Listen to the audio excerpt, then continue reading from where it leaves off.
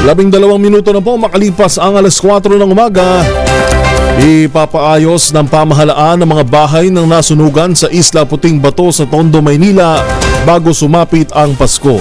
Ayon kay Pangulong Bongbong Marcos, inatasan niya si Manila Mayor Hani Lacuna na i-prioritize ang pagtatayo ng mga bahay.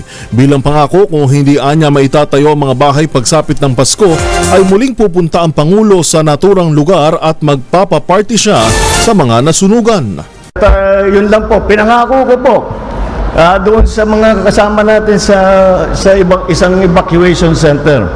Pag kayo ay hindi pa namin nauwi pagdating ng Pasko, ako ipupunta rito, magpapaparty, magka-happy, magme-Merry Christmas tayo sama-sama. Kaya yan yung pang-udyok ko kay Mayor Lacuna Kaya bilisan mo, kundi magpapakain ka ng libu-libong tao pagdating ng Pasko. Ikaw din, kaya kailangan Ang tinig ni Pangulong Bongbong Marcos.